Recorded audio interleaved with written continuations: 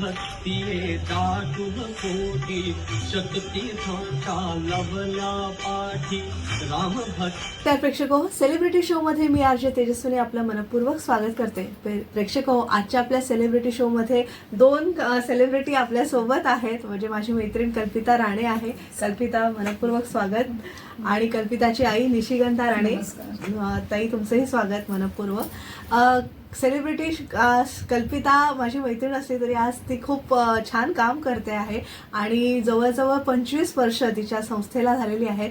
भरतनाट्यमचं कल्पांगण नावाची संस्था ती चालवते आणि 25 वर्ष झाल्यानिमित्ताने आपण खास तिचा इंटरव्ह्यू, तिची मुलाखत आपण घेणार आहोत. आणि तिचा एक नवीन कार्यक्रम रामरंग या रामनवमीच्या निमित्तानं तिने सादर केलेला आहे आपल्या ठाण्यामध्ये, दादरमध्ये. आणि त्याचे बरेचसे प्रयोग आता महाराष्ट्रभर होत आहेत. आणि या रामरंगाची निर्मिती निशिगंधा राणे यांनी केलेली आहे. आपण नेहमी म्हणतो आपल्या मुलांच्या पाठी आपले आई वडील असतात, तर त्यांची साथ असते आणि त्याचाच अनुभव आपण कल्पिताच्या माध्यमातून पाहतो आहोत. जनरली आपण पाहतो की शक्यतो मुलांना पाठबळ देणारे आई वडील, म्हणजे आई वडील असं भेदभाव नाही करत कधी मुलगा आणि मुलगी, पण तरी सुद्धा बहुतेक मुलगा जर त्या क्षेत्रात कुठेही नाव कमवत असेल तर फार त्याच्या मागे आई वडील असतात. पण कल्पिताच्या मागे सासरचे आणि माहेरचे दोन्ही आई वडील आणि तिचे सासू सासरे आहेत. हा खूप छान योग तिच्या आयुष्यात आहे, कारण कल्पिताने प्रामाणिकपणे कलेची साधना केलेली आहे आणि आपण कष्टाचं, प्रामाणिकपणाचं फळ आपल्याला देव देतोच. आणि याचं मूर्तिमंत उदाहरण म्हणजे कल्पिता राणे. तर प्रथम शुभेच्छा तुला. तुझ्या कल्पांगण संस्थेला 25 वर्ष पूर्ण झालेली. आपण म्हणतो ना की आपलं वय वाढत जातं, तसं आपल्या संस्थेचंही वय वाढावं. आणि ऐन तारुण्यात तुझी संस्था आहे आणि खूप खूप शुभेच्छा. आणि छान, म्हणजे मलाही कार्यक्रम पाहण्याचा योग आला आणि कल्पितानेच अर्थात आमंत्रित केलं होतं. आणि खूपच सुंदर, म्हणजे आपण गीतरामायण ऐकलेलं आहे, बाबूजींच्या गीतरामायणाचा अनेक वर्ष आपण आस्वाद घेत आलो आहोत. पण तो नृत्य स्वरूपात पाहण्याचं ही जी काही संकल्पना आहे ती मला फारच भावली आणि सगळ्या प्रेक्षक जे उपस्थित होते त्यांनाही फार आवडली.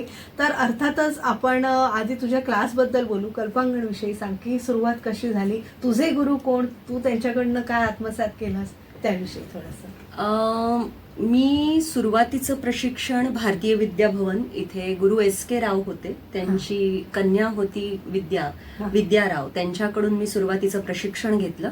मी भारतीय विद्याभवन मधून विशारद झाले. मग माझ्या नृत्याची आवड ओळखून मला CCRTची स्कॉलरशिप मिळाली.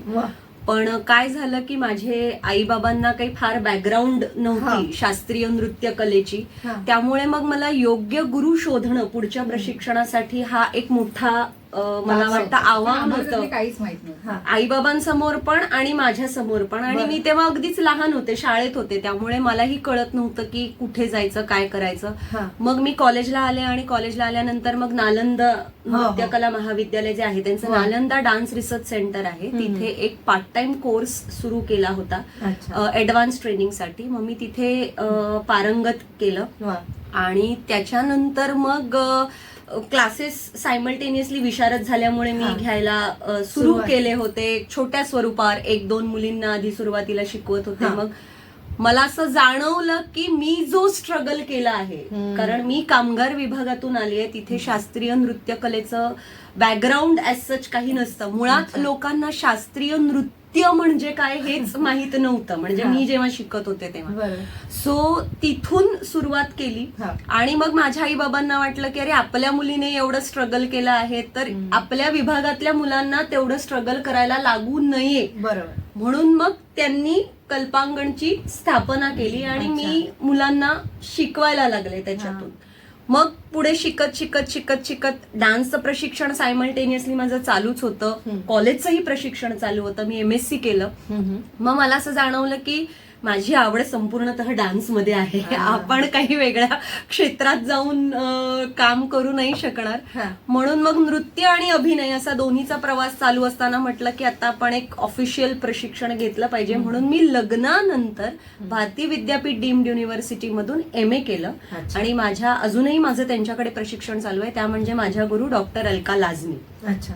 म्हणजे त्या she is- कोणाच्या शिष्या? त्या डॉक्टर सुचेता चाफेकरांच्या वा. आणि स्मिता महाजन यांच्या शिष्या आहेत. अच्छा. त्यामुळे त्यांच्याकडून मला एकदम प्रॉपर गायडन्स मिळालं आणि मग त्याला एक अकॅडमिक होल्ड आला आणि मग आपण म्हणतो ना की ते चॅनलाइज झालं सगळंच हा. एकंदरीत. बरोबर. म्हणजे शास्त्रीय नृत्य मग हळूहळू आता तर आपल्या सिलेबस मध्ये पण यायला लागलेलं आहे हा. आणि त्याला एक आयाम मिळाला सर्वार्थाने की ते जे असं विस्कळीत प्रशिक्षण होतं माझं ते एकदम स्टँडर्ड झालं, एक चॅनलाइज झालं आणि मला पण आनंद मिळायला लागला की आता मला जे मी एवढं स्ट्रगल करून शिकले ते आता मी अगदी सहज माझ्या विद्यार्थ्यांपर्यंत पोहोचवू शकते एका संस्थेच्या माध्यमातून. बेसिकली संस्थेचं विजन हे माझ्यापेक्षा सुद्धा जास्त माझ्या आईबाबांचं होतं की त्यांना असं वाटलं की माझ्या मुलीने जे भोगलं आहे, तिला जो स्ट्रगल करावा लागला तो माझ्या विभागातल्या किंवा माझ्यासारख्या सामान्य पालकांना जे शक्य नाहीये ते इतर मुलांना भोगायला लागू नये म्हणून त्यांनी ती संस्था सुरू केली आणि त्याच्या मार्फत आज संस्थेबरोबर मीही खूप वाढत चालले असं म्हणायला हरकत नाही. कारण संस्थेचं बीज जेव्हा त्यांनी रोवलं तेव्हा मी नुकतीच 10वी पास झाले होते. अरे सो मलाही तेव्हा काही कल्पना नव्हती की एवढं मोठं आणि भव्य स्वरूप त्याचं होईल. सो ते हळूहळू हळूहळू करत करत आज 25शीत आलेली आहे संस्था सक्सेसफुली. नक्कीच. आई, तुम्हाला विचारेन की तुम्ही अर्थातच मुलं म्हटल्यावर दोघांच्याही पाठी होतात, खंबीरपणे उभं होतात. तुम्हाला आज 25 वर्ष कल्पांगणला झाली आहेत. तुम्हाला एक आई म्हणून, कल्पिताची आई म्हणून आणि सगळ्या विद्यार्थ्यांची मा असा तुमचा ओळख आहे. सगळ्या विद्यार्थ्यांची मी काकी आहे. मला आवडीने, आईपेक्षा मला काकी आवडीने बोलतात. आईपेक्षा जास्त सगळ्या गोष्टी मला शेअर करतात. आणि संस्था काढण्याचा मुळातच उद्देश असा होता की तिथे मध्यमवर्गीय एरियामध्ये बरेचसे पालक पाठवत नव्हते. त्याच्यात संस्था शास्त्रीय नृत्य हा तिथे प्रकारच नव्हता आणि लांब तर मुलं पालक नेणं शक्य नव्हतं. जाण्या येण्याचा वेळ, सर्व्हिसवाले म्हणा किंवा जे बिन सर्व्हिसवाले त्यांना आर्थिकदृष्ट्या शक्य नव्हतं ट्रॅव्हलिंग करून येणं. आता हिला आम्ही शास्त्रीय नृत्याला घातलं पण आम्हाला स्वतःला माहिती काही नव्हती तरी आम्ही हिला कार्यक्रम बघायला नेलं शास्त्रीय नृत्य कसं असतं. पण आम्हाला स्वतःला माहिती नाही तर आम्ही काय तिला घडवू शकणार ना. मग तिला आम्ही तिथे भारतीय विद्याभवन ते कोणाचं विशारद असेल काय असेल तर त्या मॅडम द्यायच्या. मग आम्ही तिला बघायला घेऊन जायचो. पण ते घेतल्यानंतर तिला त्यातलं किती कळतं हे महत्वाचं होतं ना. मग तिला ते आवडायला लागलं हळूहळू. मग आम्ही म्हणालो की हिला ह्याच्यातच जास्त रस आहे, ह्याच्यातच जेवढं आपल्याला दाखवता येईल देता येईल तेवढं आपण देण्याचा प्रयत्न केला आम्ही. आणि त्याच्यानंतर मग हळूहळू संस्था काढणं आणि ती 25 वर्षापर्यंत टिकवणं हे खूप कठीण आहे. म्हणजे ह्याच्यात एवढं स्ट्रगल केलंय ना की त्याला काय हेच शब्दच नाहीयेत तसं बघायला गेलं तर. आणि तिचं वय लहान होतं, बरेचसे म्हणजे चर्चा पण व्हायच्या. त्याच्यानंतर भरपूर संस्था झाल्या. आमच्या संस्थेनंतर कॉम्पिटिशन असतं ना एक प्रकारे, त्यामुळे कॉम्पिटिशन भरपूर झालं आमच्यावर. पण आम्ही ठाम होतो. जरी हिला मी म्हटलं माघार नाही घ्यायची. एकदा आपण बीज रोवलंय ना हळूहळू खत पाणी घालूया म्हटलं, हळूहळू मोठं करूया त्यांना. मग ठीक आहे, पहिल्यांदा 2 मुली, नंतर 4 मुली, मग नंतर हळू त्या मुलींचे छोटे छोटे डान्स बसवले. त्याच्यानंतर त्यांना पण सांगितलं की तुम्ही क्लासिकल सह्याद्री रोड तेव्हा जास्त कार्यक्रम होते. मग म्हटलं सह्याद्री रोडचे कार्यक्रम बघा, मग तुम्हाला कळेल त्याच्यातलं काय माहिती आहे, काय आपल्याला आवडतं, ताई शिकवते ते काय बरोबर शिकवते की नाही शिकवते. मग तशी त्यांना त्या मुलांना पण आवड झाली. मग सिनियर मुली माझ्या अजूनही आहेत, काहींच्या तर लग्न झालीत, काही आल्यात. आणि अजूनही जी 25 वर्षापूर्वी जेव्हा आम्ही ऍडमिशन घेतलं त्या मुलीही अजून आमच्याशी कनेक्ट आहेत. हे महत्वाचं आहे. म्हणजे आल्या आणि गेल्या असं नाही. ज्यांना इंटरेस्ट आहे. आता पालकांना पण या गोष्टी काही कळत नाही शास्त्रीय नृत्याला, त्यामुळे मी जे बघितले अनुभवले ते त्यांना मी समजावून सांगत गेले. त्याच्यातही बऱ्याचशा स्कॉलरशिप आहेत. नुसतं अभ्यासामध्ये स्कॉलरशिप असते असं काही नाही. एखाद्याची आवड वेगळी असू शकते. ही अभ्यासातही हुशार होती पण तसं आम्ही अभ्यास असं तिला सांगा होती नाही कधी. आम्ही तिला विचारलं नाही रिझल्ट किंवा किती पर्सेंटेज किंवा एवढे पर्सेंटेज हवे, फोर्स कधीच नाही आम्ही केला लास्ट इयर पर्यंत. बाकी काय सांगू मी, आता 25 वर्षात आम्ही जे आतापर्यंत जे कार्यक्रम करतोय लोकांना आवडतायत, पण तेवढा लोकांकडनं किंवा इतर शासनाकडून आम्हाला जो रिस्पॉन्स मिळायला पाहिजे तो मिळत नाहीये. तर ती मिळावी ह्याच्या पुढे ही अपेक्षा आहे आणि मुलांनी त्याचा चांगला फायदा व्हावा पुढे भविष्यात. आताच्या मुलं नुसती काय डान्स आहे की डान्स, नृत्य म्हणजे नृत्य, इतर भरपूर गोष्टी माझ्या क्लासमध्ये मुलं शिकतात. एक चांगला माणूस घडवण्याचा प्रयत्न आहे आमचा. नृत्याबरोबर संस्कार, रीतिरिवाज हे सगळं आम्ही त्यांना घडवण्याचा प्रयत्न करतो. त्यामुळे ह्या संस्थेला म्हणजे आम्ही जे कार्यक्रम करतोय संस्कारजन्य, बरोबर, त्या प्रतिसादासाठी आम्हाला इतरांकडनं मदत मिळावी अशी अपेक्षा आहे. नक्कीच. म्हणजे त्याच्याशिवाय काय फार मोठा होऊ शकणार नाही ना तो. बरोबर. एकट्याने पेलू शकत नाही कोणतीच गोष्ट. हो. साथ ही लागतेच ना समोर. बरोबर. त्यामुळे ज्यांना शक्य आहे त्यांनी मदत करावी आम्हाला. आमचे कार्यक्रम बघावे. कल्पिता, परत तुझ्याकडे येते की आता 25 वर्ष झाली आहे, तू बरेच नाविन्यपूर्ण संकल्पना केल्या आहेस आणि स्वतः उर्मिला यांसारख्या प्रथित यश नाटकामध्ये तू भूमिका करतेस, त्यालाही खूप पारितोषिकं मिळालेली आहे. असं दोन्ही पातळ्यांवर तुझं काम सुरू आहे.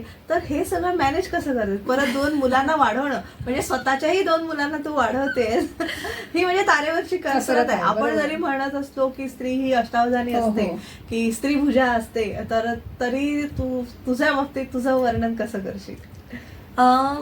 बेसिकली मी असं म्हणेन की तुम्ही जर पॅशनेट असाल ना एखाद्या गोष्टीबाबत, तर तुम्हाला कुठल्याच गोष्टीचा भार नाही वाटत. अच्छा. आणि दुसरी गोष्ट म्हणजे सुदैवाने मी खूप नशीबवान समजते की मी अशा आईबाबांच्या पोटी जन्म घेतला की ज्यांनी मला कधीच कुठची गोष्ट करण्यापासून रोखलं नाही. आणि त्यांनी मला अशा घरात दिलं की ज्या घरातूनही मला कधी कुठली गोष्ट करण्यासाठी नकार दर्शवला गेला नाही. त्यांनी सुद्धा मला तितकंच सपोर्ट केलं. आणि आज जसे आई बाबा माझ्या पाठीशी खंबीरपणे उभे आहेत, तसेच माझा नवरा आणि माझे सासू सासरे सुद्धा उभे आहेत. आणि मला सांगायला अतिशय आनंद होतो की माझी मुलं सुद्धा माझ्या पाठीशी तितकीच ठामपणे उभी आहेत. म्हणजे माझ्या मुलांना घेऊन मी रिहर्सलला वगैरे जाते, पण माझ्या मुलांनी कधी मला असा प्रश्न नाही विचारला की आई तू आम्हाला रिहर्सलला का घेऊन जातेस, असं कधीच नाही. तर त्यांनीही ते आवडीने स्वीकारलं. कारण मला असं वाटतं की आपण म्हणतो की एक हाऊ कॅन यू मॅनेज, की मुलांना कसं तू मॅनेज करतेस. ऍक्च्युली मी मुलांना मॅनेज करत नाही, ते मला मॅनेज करतात. सो सगळ्यांचं सहकार्य मला आहे. आणि मला काय करायचंय ह्याच्याबद्दल मी खूप क्लिअर आहे. आणि मला असं वाटतं की बघा, कुठल्याही घरातली जी स्त्री असते ना, ती सगळ्यांच्या स्वप्नांना पंख देत असते. बरोबर. तर स्त्रीने मुळात हे लक्षात घेतलं पाहिजे की तुझी जर स्वप्न असतील ना आणि तुझ्या पंखांना जर बळ हवं असेल, तर तू ते बोलून दाखवलं पाहिजे. तुला मदतीची गरज आहे त्या वेळेला, तर ती मदत तू बिनदिक्कतपणे कुठलाही गिल्ट मनात न बाळगता तू ती मागितली पाहिजे. आणि तुझ्या स्वप्नांची जाणीव सुद्धा तू घरातल्यांना करून दिली पाहिजे. बरोबर. की माझी ही स्वप्न आहेत आणि त्यासाठी मला तुमच्या मदतीची गरज आहे आणि तुमच्या मदतीशिवाय ते शक्य नाहीये. म्हणजे मी एक्झाम्पल देते एकदम साधं. माझा नवरा जर सकाळी उठून कामाला जाणार आहे, तर त्याला मला डब्बा देणं हे सामान्य स्त्रीचं कर्तव्य असं आपल्याकडे मानलं जातं. पण मग माझ्या नवऱ्याने सुद्धा हे समजून घेतलं पाहिजे की माझ्या बायकोचं जर एखादं स्वप्न असेल आणि ती जर बिझी असेल, तर मला माझा स्वतःचा डबा करता यायला पाहिजे.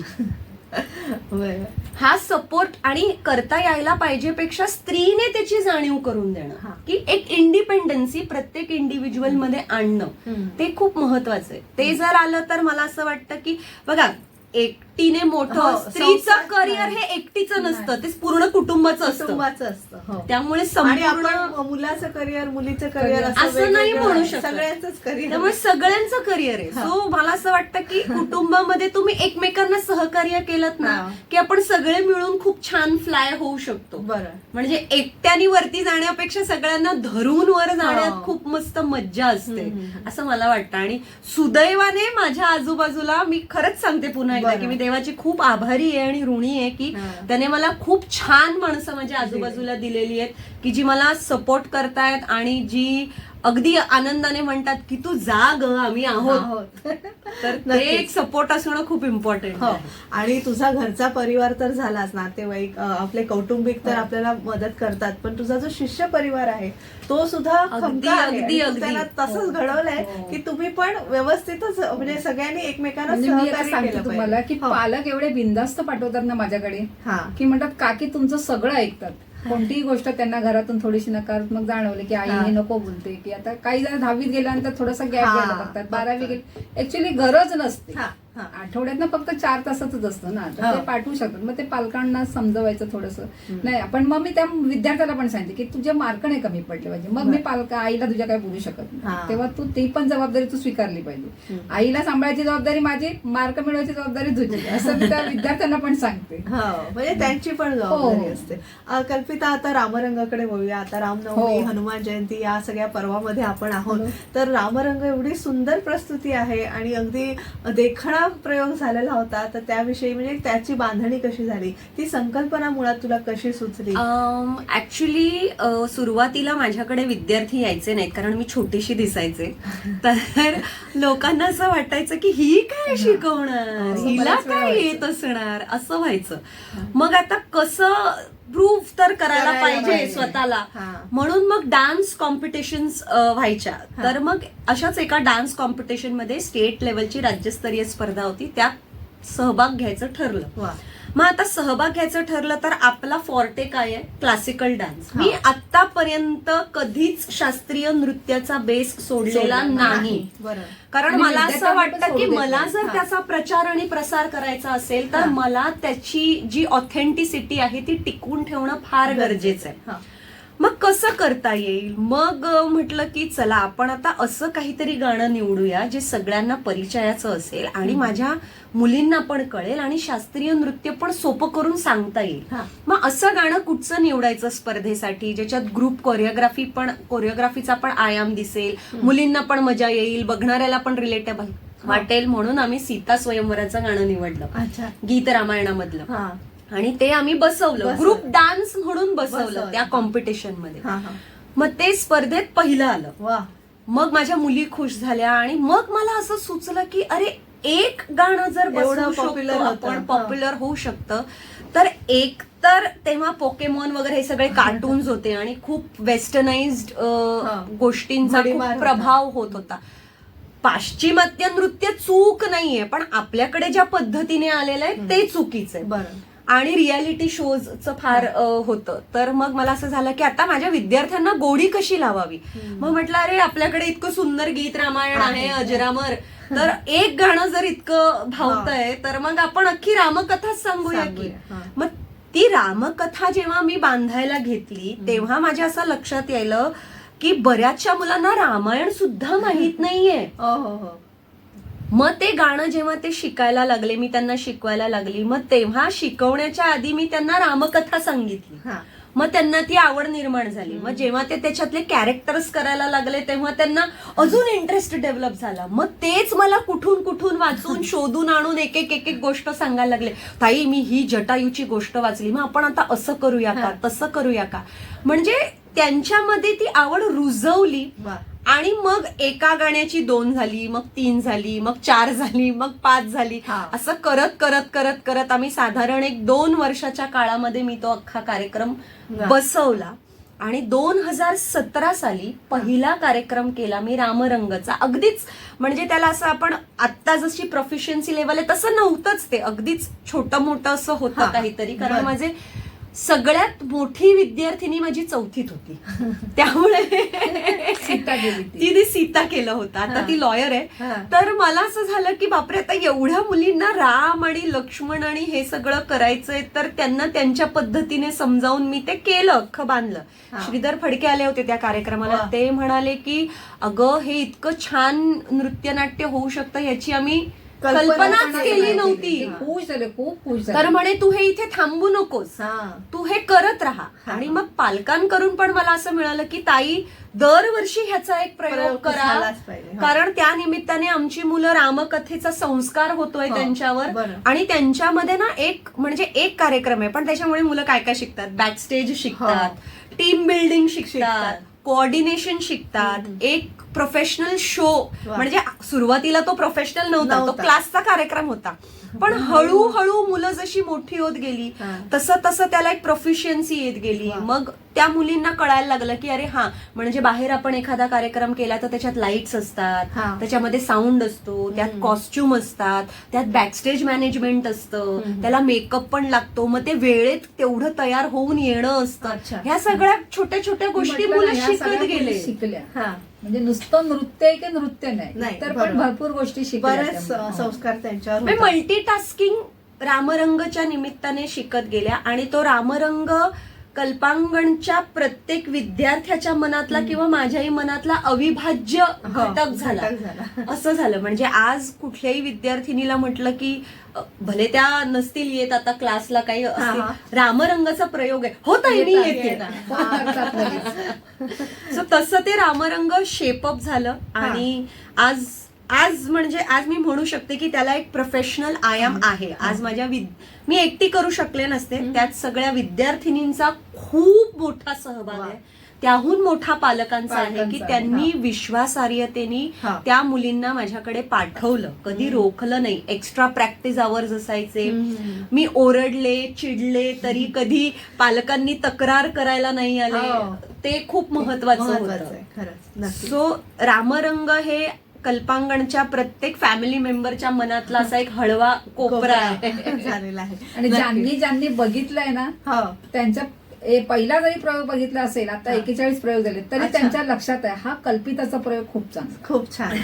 रामरंग नक्कीच रामरंग विषयी अधिक जाणून घेणारच आहोत कल्पिताच्या विद्यार्थिनींकडनं. आणि तोवर एक छोटीशी विश्रांती घेऊया. निशिकांताताई, तुम्ही सहभागी झालात त्याबद्दल तुमचे खूप खूप मलाही खूप बरं वाटलं. धन्यवाद. तर प्रेक्षक हो, रामाविषयी म्हणजे रामाचा विषय असा आहे तो कल्पिता म्हणजे तुझ्या नावाचा उल्लेख करेन कल्पांतापर्यंत चालणारा विषय आहे. त्यामुळे खूप सुयश या कार्यक्रमाला चिंतूया आणि एक छोटीशी विश्रांती घेऊया. पुन्हा भेटूया. तुम्ही पाहत राहा आचार्य 90 FM on radio. Acharya 90 FM.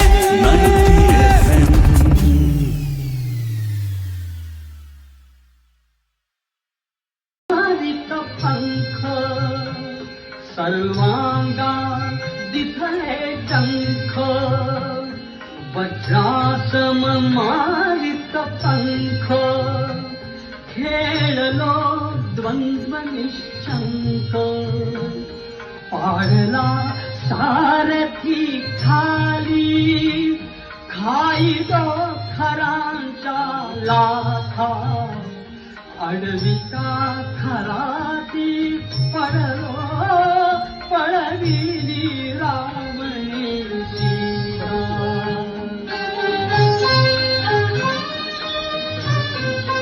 विश्रांतीनंतर तुम्हा सगळ्यांचं पुन्हा एकदा स्वागत. तुम्ही ऐकत आहात आचार्य 90 FM ऑन रेडिओ आणि आज आपण सेलिब्रिटी शो मध्ये कल्पिता राणे हिला आमंत्रित केलेला आहे. अभिनेत्री आणि नृत्य दिग्दर्शिका म्हणून ती काम पाहते आणि रामनवमी निमित्ताने रामरंग या नवीन कार्यक्रमाची प्रस्तुती आपल्या कल्पांगणला 25 वर्ष पूर्ण झाल्या निमित्ताने त्यांनी केलेली आहे. आणि माझ्यासोबत हे छान छान गोड गोड माझे मित्र मैत्रिणी आहेत.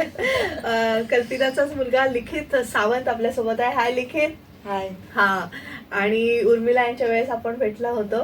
त्याच्यानंतर माझ्यासोबत आहेत अश्लेषा पाटील. हाय अश्लेषा. आणि श्रुती बेनगुडे. हाय श्रुती. या सगळ्यांनी रामरंगमध्ये म्हणजे अर्थातच कल्पिताचे सगळे विद्यार्थी-विद्यार्थिनी आहेत आणि त्यांनी रामरंगमध्ये खूप छान वेगवेगळ्या भूमिका छान उत्तमरित्या वठवलेल्या आहेत. त्यांच्याकडून या सगळ्या रामरंगाच्या प्रवासाविषयी आपण जाणून घेणार आहोत.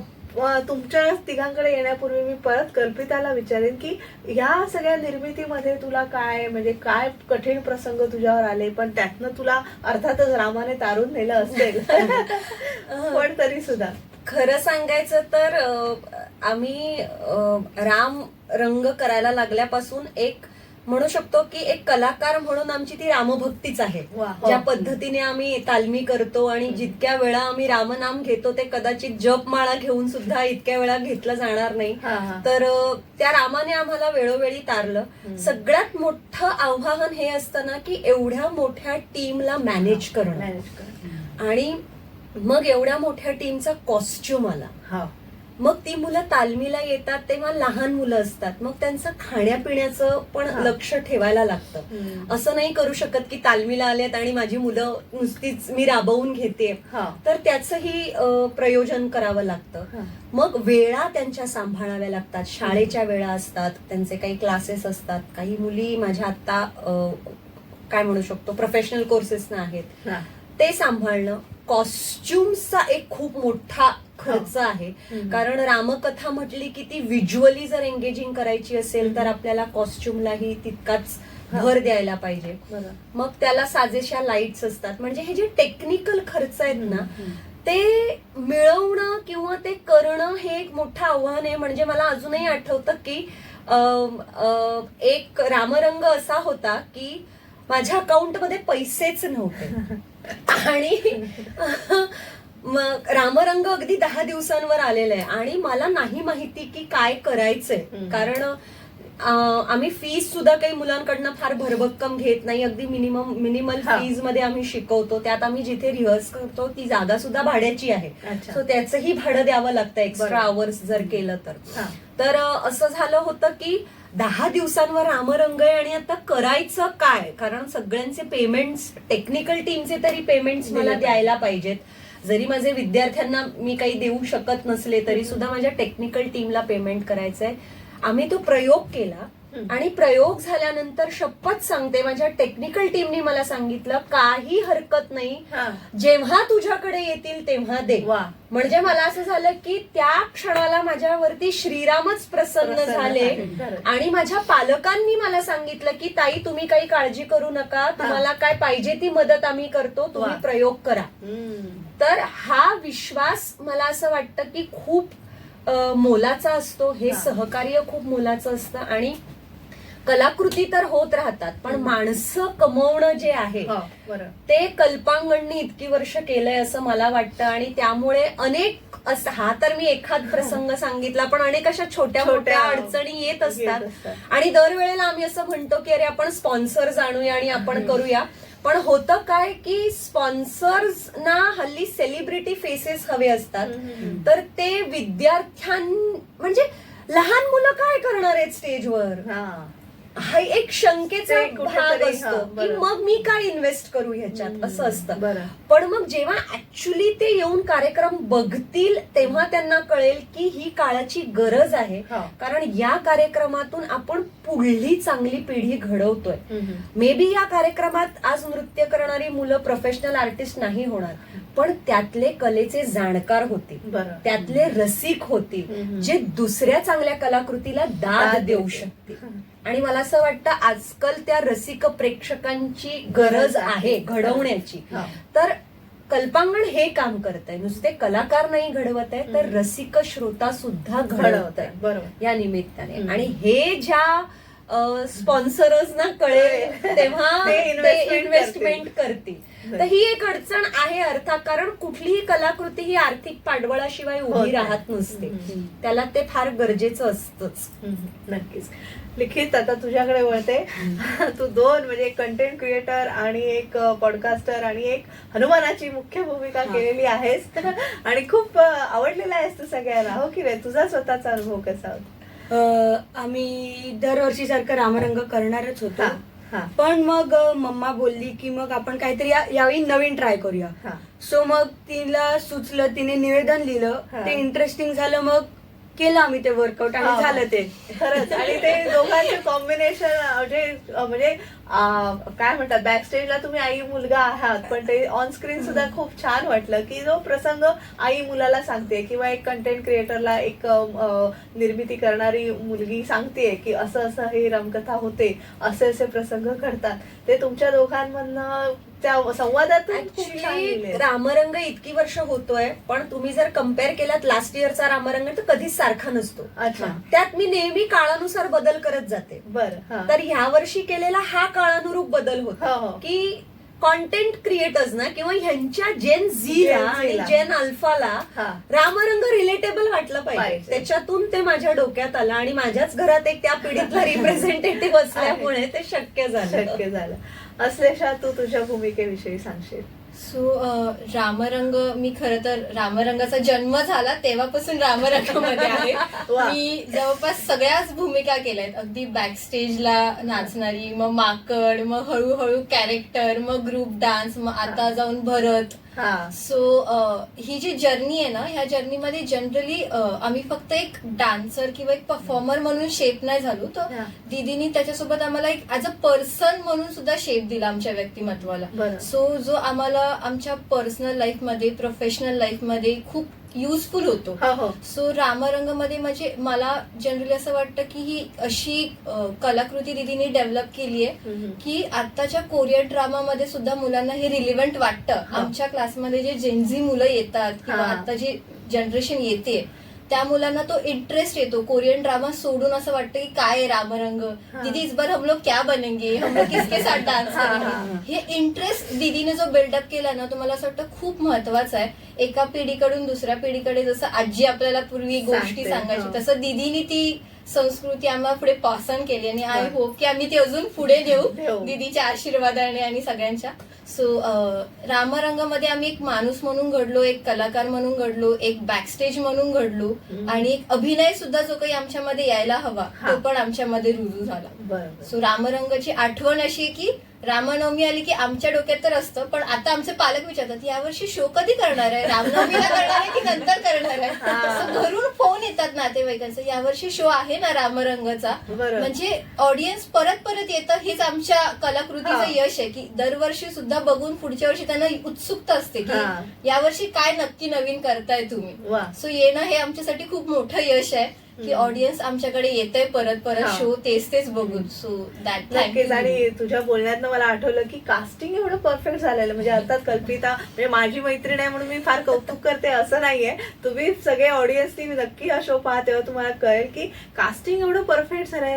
रामासारखाच दिसतो, भरतासारखा. म्हणजे मुली असून सुद्धा ते राम लक्ष्मण सीता अगदी परफेक्ट कास्टिंग झालेलं आहे आणि त्या बाबतीत हे तुझं खरं कौतुक आहे. म्हणजे नाट्यक्षेत्र आहे आणि अर्थात भरतनाट्यम हे म्हणजे नाटकाचंच रूप आहे, एक अंग आहे. तर त्यातनं कास्टिंग सगळ्यांची छान झाली हनुमानाची. आणि लहान मुलं तर काही कमाल. सगळ्या लहान मुलांना आय लव्ह यू आहे खरंच. आय थिंक मला असं वाटतं मी माझ्या बाकीच्या मैत्रिणी ज्या आहेत कॉर्पोरेटमध्ये ज्या क्लासिकल शिकतात त्यांचे पण मी शोजला गेली होती. त्यांनी पण मायथॉलॉजिकल गोष्टींना घेऊन शोज केले. पण मला असं वाटतं कल्पांगण एकमेव इन्स्टिट्यूट आहे जिथे फर्स्ट इयरला आलेली ऍडमिशन वाली मुलं सुद्धा परफॉर्म करतात. दीदीचं ते खूप जास्त कौतुक की दीदी हा विचार करत नाही की हे नाही सिंक मध्ये नाचू शकणार तर कसं दिसेल. दीदीचा हा मोटिव्ह असतो की माझी प्रत्येक मुलगी स्टेजवर उभी राहिली पाहिजे आणि तिने नाचलं पाहिजे, तो कॉन्फिडन्स बिल्डअप झाला पाहिजे. दीदीसाठी ते जास्त महत्वाचं आहे. जे मी आय थिंक सो आतापर्यंत बाकी कोणत्या इन्स्टिट्यूट मध्ये नाही पाहिलं की मुलींमध्ये कॉन्फिडन्स आला पाहिजे. माझ्या त्या भलेही चुकतील, जास्तीत जास्त काय होतील चुकतील, बट आपण ते निभावून नेऊ, पण त्या उभ्या राहायला पाहिजे. कारण खरंच कमाल आहे. म्हणजे ते अयोध्या सोडतो तेव्हा सगळी मुलं असणं स्टेजवरती, त्यातनं एक आपल्याला अंदाज येतो की काय भव्य दिव्य स्वरूपाचं झालंय. आणि इव्हन ही बच्चे कंपनी 50-60 वानरं जेव्हा तिथे येतात आणि ते सेतू बांधारेचा जो मोठा सेतू बांधतात ते लहान मुलांना मॅनेज करणं. म्हणजे मोठ्यांना तुम्ही ठीक आहे दटावून किंवा काही सांगून मुलं ऐकतात, पण लहान मुलांना मॅनेजेबल. मला ना नेहमी आठवतं ते सेतू बांधारे सुरुवातीला ही सेतू बांधारे पासून तर ह्यांना मी शिकवते. तर आता जेव्हा ह्या त्या मुलींना छोट्या मुलींना माझ्या बरोबर शिकवतात, अगं किती वेळा सांगितलं तुला येतच नाही. म्हटलं तुम्ही सुद्धा कधीतरी तशाच होतात, तर न चिडता शिकवायचं त्यांना, कारण त्यांची पहिली वेळ आहे. तर हे पण चुकलं. पण ते कसं असतं ना की तोच कॉन्फिडन्स मुलांना देणं की तुम्ही करू शकता. म्हणजे त्या शिकल्या नाहीयेत तर त्यांचे पालक पण विचारतात, पण ताई ती तर आत्ताच आलीये, मग वर्षच झालंय, मग कसं करेल. विश्वास ठेवा तिच्यावर, ती करेल. मग आता ह्या वर्षी त्या मुलीने स्टेजवर परफॉर्म केल्यामुळे काय झालं, तिच्यात कॉन्फिडन्स आला. आता ती पुढच्या वर्षी काय सांगणार, आता दीदी मला पुढच्या डान्स मध्ये करणार.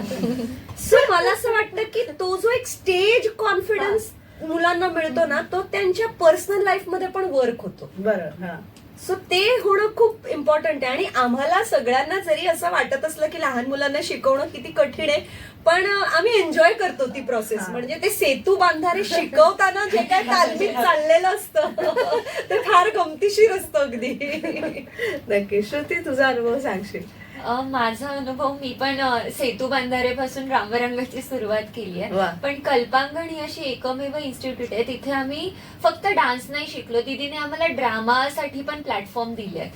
त्यामुळे आम्हाला एक वेगळा कॉन्फिडन्स आमच्या पर्सनॅलिटीमध्ये ते वेळोवेळी दिसून येतं की डान्स ड्रामामुळे आम्ही खूप व्यक्तिमत्व पण आमचं खूप जास्त चांगलं झालं. आमच्या पालकांबरोबर दीदीचा पण तेवढाच हात आहे आम्हाला वाढवण्यात. नक्की. ती बालनाट्यांमध्ये पण होती म्हणून तिने नाटकांचा प्रामुख्याने उल्लेख केला. आम्ही बालनाट्य पण केली होती, तर त्यात ती ऑलमोस्ट कल्पांगणच्या प्रत्येक बालनाट्यात होती ती. अच्छा. आणि श्रुतीने फार खरं मी रिव्हील करणार नव्हते, पण आता ओघाने आता विषय निघाले तर जटायू, म्हणजे जटायूचं पात्र फार अवघड आहे. त्याचं कॉस्ट्युम कॅरी करणं आणि तो जटायू साकार करणं, आणि कॉस्ट्युम कॅरी करताना आपलं सगळं नाट्य रूपांतर त्याच्यामध्ये दाखवणं, हे अभिनय दाखवणं, हे सुद्धा फार मोठं आहे, कठीण आहे. आणि एवढं असं म्हणजे एवढी बारीक म्हटलं बारीक जटायू बनली आहे, पण छान. म्हणजे दोन्ही तुझ्यासोबत छोटे जटायू ते पण एक तू होतीस. येस. तर दोघांनी तुम्ही जटायू म्हणजे छान, आणि ते एक खूप सुंदर झालं. म्हणजे आता मला कल्पिता म्हणेल तू सगळं सांगू नको, प्रयोग पाहायला कोण येणार. तर आता ज्यांना प्रयोग, आता सगळ्यांनाच मला वाटतं खात्री आहे की सगळ्यांना प्रयोग पाहायची इच्छा झाली असेल किंवा कल्पांगण मध्ये ऍडमिशन घेण्याची उत्सुकता असेल, तर मी कल्पिताला सांगेन मुलाखतीच्या शेवटाकडे आपण आलोय, तर आपण सगळ्यांना विनंती करूया की तू तुझ्या क्लासचा किंवा तुझा पर्सनल कॉन्टॅक्ट नंबर शेअर कर. कल्पांगणची वेबसाईट आहे www.kalpangan.com म्हणून. तर तुम्ही जर ती वेबसाईट व्हिजिट केलीत तर त्याच्यावरती तुम्हाला एक ऍडमिशन फॉर्म आणि एन्क्वायरी फॉर्म येतो. तिथे कॉन्टॅक्ट अस म्हणून आहे, त्याच्यामध्ये कॉन्टॅक्ट नंबरही आहे, आणि डायरेक्ट तुम्हाला आम्हाला अप्रोच व्हायचं असेल तर ऍडमिशन फॉर्मही आहे. तरी सुद्धा मी एक कॉन्टॅक्ट नंबर देते तुम्हाला, 8169313496. तर तुम्ही कधीही संपर्क करू शकता, आणि नॉट नेसेसरीली की तुम्हाला ऍडमिशन घ्यायचंय कल्पांगणला म्हणूनच अप्रोच व्हा, पण कलेशी निगडीत मुलांचा जर काही तुमचा प्रवास असेल आणि तो काही कारणाने अडकला असेल किंवा तुम्हाला कळत नसेल की आता मी काय करू, कुठे जाऊ, कुणाचं मार्गदर्शन घेऊ, त्याविषयी जर तुम्हाला काही मार्गदर्शन हवं असेल तरी सुद्धा तुम्ही आम्हाला बिनदिक्कत अगदी कॉन्टॅक्ट करू शकता. आणि मार्गदर्शनासाठी आम्ही कुठलीही फी आकारत नाही. त्यामुळे मला असं वाटतं की प्रत्येक माणसाला कला क्षेत्राची माहिती नसते, सामान्य कुटुंबांना तर नसतेच. त्यामुळे माझी मुलगी शास्त्रीय कला शिकलीये, पण आता पुढे काय करायचं हे बऱ्याचदा पालकांना कळत नसतं. तर त्याविषयी जर तुम्हाला काही मार्गदर्शन हवं असेल तर you can any time reach out to us आमच्या वेबसाईटच्या अंतर्गत. आणि वेबसाईटवरती मी ब्लॉग पण लिहितेय माझ्या नृत्य प्रवासाचे, तर तेही तुम्ही जरूर वाचा. कारण मला असं वाटतं एखाद्याची पर्सनल जर्नी वाचल्यानंतर आपल्या लक्षात येतं की आपल्याला वाटतं तितकं सगळं सोपं नसतं आणि वाटतं तितकं कठीणही नसतं. त्यामुळे सगळ्यांना ते जमू शकतं असं मला वाटतं. आणि आमच्याकडे फक्त शास्त्रीय नृत्यच नाही तर तबला आणि गायन आणि नाटक असंही एक प्रवास, म्हणजे त्याचेही वर्ग चालतात, प्रशिक्षण वर्ग चालतात. त्या व्यतिरिक्त कल्पांगणची नाट्य निर्मिती आहेच. जसं की आम्ही राज्य नाट्य स्पर्धेला सोबत नावाचं नाटक केलं होतं. त्यानंतर आता रिसेंटली माझं प्रायोगिक नाटक पु ल देशपांडेंच्या साहित्यवरात जावे पुलंच्या गावात ते चालू आहे. आणि पुढेही आम्ही निर्मिती करूच. म्हणजे नृत्य नाटिकेमध्ये रामरंग आहेच, कृष्णलीलाही आहे, बोलावा विठ्ठल पहावा विठ्ठल नावाचं विठ्ठलावरती सुद्धा केलेलं आहे. आणि मराठी भाषेचा संत वाङ्मयात प्रवास सांगणारं मराठी माझी देवालाही आवडे नावाचा सुद्धा कार्यक्रम आहे. आणि ह्या मुलीच काय काय संकल्पना घेऊन येत असतात तेव्हा आम्ही काय काय नवीन एक एक डेव्हलप करत असतो. बालनाट्य आहेत बरीचशी, पाणी पाणी रे, सल्यूट, चला शिकूया आई, वॉटर सायकल वरती पाणी पाणी रे नावाचं नाटक आहे, सेव्ह वॉटर वरती. सो असं बरंच काय काय इनोव्हेटिव्ह करत असतो की ज्याच्यातून एक education through I think cultural medium हे एक असं माध्यम आहे की ज्याच्यातून तुम्ही कुठलाही सोशल मेसेज खूप पॉवरफुली पोचवू शकता. तर तोच प्रयत्न आम्ही कल्पांगण मधून करत असतो की त्याला एक आयाम मिळायला पाहिजे, त्याच्यातून काहीतरी संस्कार घडले पाहिजेत मुलांवरती, त्यांच्यावरती शिक्षणाचा प्रचार प्रसार झाला पाहिजे. That is very important. हो नक्कीच. तेव्हा पाश्चात्य नृत्य तुम्ही शिका, त्याचा नाही आम्ही म्हणत नाही, पण त्याचबरोबर आपली जी भारतीय मुळं आहेत, जी आपली भारतीय संस्कृती परंपरा आहे, कथ्थक आणि भरतनाट्यम, ह्या ज्या आपल्या भारतीय कला नृत्य कला आहेत, तर त्यांना नक्की तुम्ही शिकून घ्या. आणि कलेला वयाचं बंधन नसतं, अगदी लहानांपासून ज्येष्ठांपर्यंत सगळे तुम्ही कलेचा आस्वाद घेऊ शकता. रामरंगला शुभेच्छा, कल्पांगणला शुभेच्छा, आणि खूप तुमचे प्रयोग होत शासन दरबारी आपण आवाहन केलेलंच आहे. जास्तीत जास्त प्रयोग महाराष्ट्रभर, भारतभर आणि जगभरात हो अशी मी कल्पिता तुला सुयश चिंतते. आणि तुम्ही सगळ्या सहभागी झालात, लिखित, श्लेषा, श्रुती आणि माझी मैत्रीण कल्पिता. तर आज आम्ही सेलिब्रिटी शो मध्ये या सगळ्या सेलिब्रिटींना आमंत्रित केलं होतं आणि आमचा हा कार्यक्रम तुम्हाला नक्कीच आवडला असेल अशी आशा व्यक्त करते. जास्तीत जास्त सगळ्यांनी या कार्यक्रमाचा, रामरंगचा आणि कल्पिताने सांगितलेल्या सगळ्या प्रोजेक्टचा जेव्हा वारी असेल तेव्हा मला वाटतं पाहावा विठ्ठल बोलावा विठ्ठल हा कार्यक्रम असेल. तर तुम्ही याचा सगळ्याचा आस्वाद घ्या. मी तेजस्वीने आपला निरोप येते. पुन्हा भेटूया पुढील सेलिब्रिटी शो मध्ये. तोवर धन्यवाद. धन्यवाद. आचार्य